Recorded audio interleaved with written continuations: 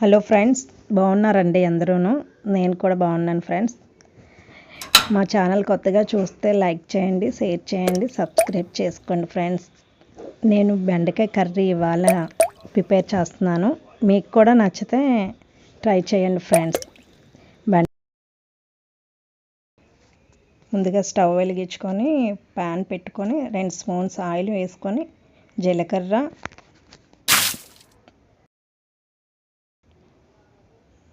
తర్వాత మనం కోసి పెట్టుకున్నాం కదండి, అవి ఎల్లుల్లిపాయలు,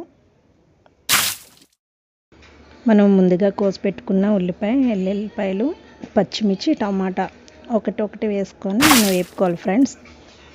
బాగా వేపుకున్న తర్వాత ఫస్ట్ ఉల్లిపాయ వేసుకొని వేపుకోవాలి. బాగా వేపిన తర్వాత దోరగా ఫ్రై చేసుకోవాలి. ఉల్లిపాయ బాగా ఫ్రై చేసుకున్న తర్వాత టమాటా వేసుకోవాలండి.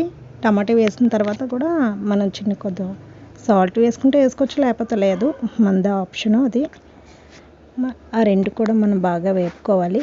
వేపిన తర్వాత మనం ఒకసారి మిక్సీ చేసుకొని మొత్తం అంతా గ్రేవీ అయిన తర్వాత మళ్ళీ 2 స్పూన్స్.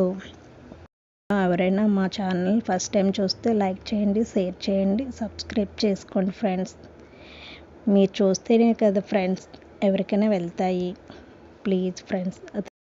గ్రేవీ అయిన తర్వాత మళ్ళీ 2 స్పూన్స్ ఆయిల్ వేసుకొని కళాయిలో మనం ముందుగా కోసి పెట్టుకున్న బెండకాయ ముక్కల్ని ఫ్రై చేసుకోవాలి. ఫ్రై చేసిన తర్వాత బెండకాయ ముక్కలు వేసుకొని మనం సాల్ట్, ముందుగా గ్రేవీ చేసుకుని పెట్టుకున్న గ్రేవీ, ఆ తర్వాత కొద్దిగా మెంతుల పొడి, ధనియాల పొడి, జీలకర్ర పొడి వేసుకొని బాగా వేయించుకోవాలి.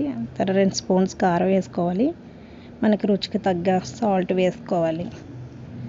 మూత పెట్టుకొని 5 నిమిషాలు ఉండాక మనం మళ్ళీ ఒకసారి అటు ఇటు కలుపుకొని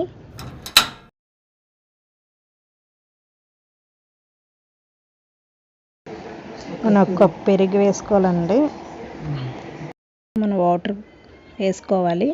మళ్ళీ ఇంకొకసారి మనం బాగా వేపుకొని మూత పెట్టుకొని మనం ప్లేట్లో రోటీతో తినచ్చు, మనం ఇష్టమండి. రైస్తో తినచ్చు. రైస్తోనే చాలా బాగుంటుంది ఫ్రెండ్స్. నాకు మాత్రం బాగా నచ్చింది ఫ్రెండ్స్. మీరు ట్రై చేసి నాకు కామెంట్ రూపంలో కామెంట్ చేస్తారని తెలుపుకుంటున్నాను ఫ్రెండ్స్.